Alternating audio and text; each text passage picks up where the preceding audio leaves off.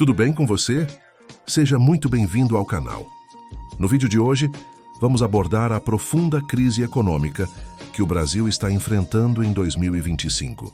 Inflação teimosa, taxa Selic nos 15%, endividamento recorde, fuga de investidores, gastos públicos elevados, pressão cambial, impacto de tarifas dos Estados Unidos e um cenário externo que não ajuda. Tudo isso está criando um clima de incerteza e medo. Mas calma, aqui você vai entender ponto por ponto o que está acontecendo. E o mais importante, como isso tudo impacta o seu dinheiro, seus investimentos e sua vida. Esse vídeo é um alerta e você precisa ouvir. Inflação resistente e o imposto invisível. Vamos começar com a inflação. A inflação no Brasil em 2025 está resistente. Mesmo com os juros nas alturas, os preços continuam subindo. O índice IPCA, Índice Nacional de Preços ao Consumidor Amplo, está projetado para fechar o ano entre 5% e 5,7%. Isso está acima do teto da meta. E o que isso significa na prática? Significa que a gente está ficando mais pobre sem perceber. É o chamado imposto inflacionário. Seu dinheiro compra menos. O salário até pode subir, mas os preços sobem mais rápido. O gás, a energia, os alimentos, os planos de saúde, os remédios, tudo mais caro. Além disso, temos o efeito da desvalorização do real. O dólar bateu quase R$6 no início do ano, e isso pressiona os preços de importados e até dos nacionais, que seguem a lógica de exportação. Outro ponto crítico é a inércia inflacionária. As empresas já esperam que tudo continue subindo, e por isso já aumentam os preços antes mesmo de sofrerem reajustes. É um ciclo vicioso. Juros a 15%, o freio que trava tudo. Para tentar controlar a inflação, o Banco Central levou a taxa Selic para 15% ao ano. É o maior nível desde 2006, mas esse remédio está custando caro. Com juros nesse patamar, o crédito fica proibitivo. Cartões de crédito com juros de até 400% ao ano. Cheque especial virando uma armadilha. Empréstimos? Só para quem tem histórico impecável. O consumo despenca. Empresas param de investir. E o pior, mesmo assim a inflação segue alta. Para completar, o governo também paga mais pela dívida pública. A cada ponto percentual de aumento na Selic, o Tesouro gasta bilhões a mais em juros. Isso aumenta ainda mais o rombo nas contas públicas. Endividamento em massa. O reflexo direto disso tudo está nas famílias. Hoje, mais de 80 milhões de brasileiros estão endividados. Mais da metade dessas pessoas tem dívidas em atraso. E o que acontece quando a renda mal cobre o básico e ainda tem conta para pagar? As pessoas deixam de consumir. E isso derruba o comércio, a indústria e, por consequência, o emprego. Estamos vivendo um colapso silencioso do consumo, e quanto mais o brasileiro atrasa as contas, mais os juros sobem. É um abismo que se aprofunda a cada mês. Investidores pulando fora. Outro sintoma dessa crise é o afastamento dos investidores. Tanto os estrangeiros quanto os nacionais estão tirando o pé do Brasil. E não é só por causa dos juros altos, é porque falta confiança.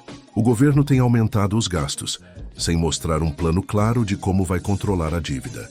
A proposta de aumentar o IOF em 2025 foi rejeitada pelo Congresso, e isso causou um estresse enorme no mercado. Soma-se a isso o receio de interferência política nas instituições e uma insegurança jurídica cada vez maior. E aí, o que acontece? O investidor prefere tirar o dinheiro daqui e colocar em países com mais estabilidade. Chile, México ou até deixar o dinheiro rendendo 5% ao ano em dólar nos Estados Unidos. Com isso, o real sofre e a bolsa oscila. É um efeito dominó. Gastos do governo e rombo fiscal. Enquanto isso, o governo segue gastando. Foram anunciados mais de 300 bilhões de reais em programas de incentivo à indústria. Os gastos com programas sociais e emendas parlamentares continuam em alta, mas a arrecadação não cresce no mesmo ritmo. O déficit fiscal está fora de controle e o mercado percebe. O dólar sobe. A taxa de juros de longo prazo dispara. E aí voltamos à estaca zero. Tudo fica mais caro de novo.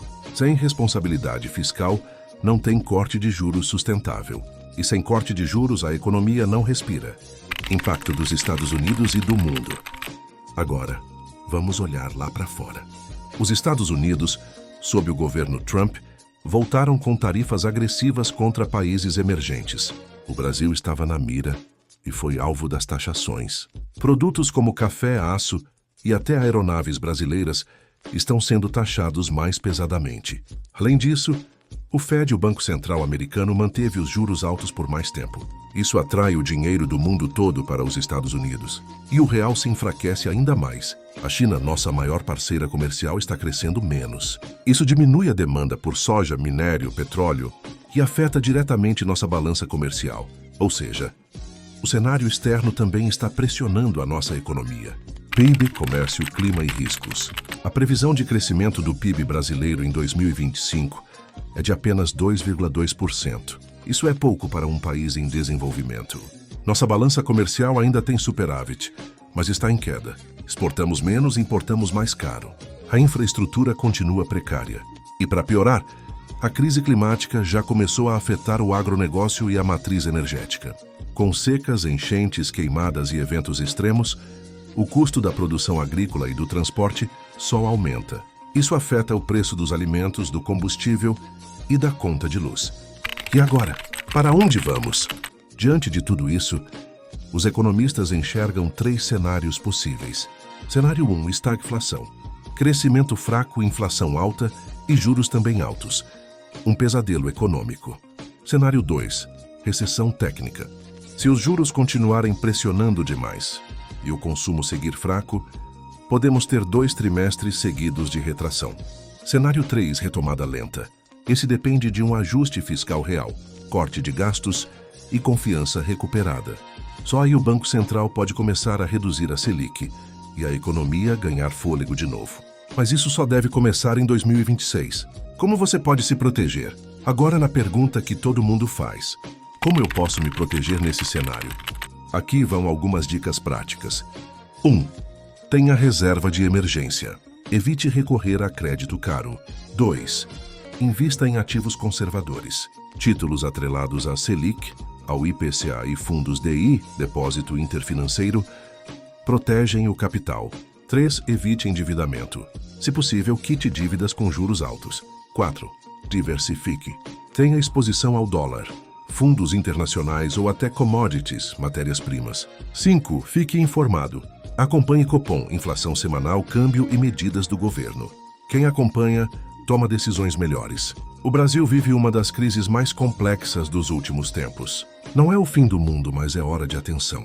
Com disciplina, conhecimento e atitude, dá para atravessar esse momento com menos danos. Se você chegou até aqui, parabéns. Agora você está muito mais preparado para entender o que está acontecendo de verdade com a economia do Brasil.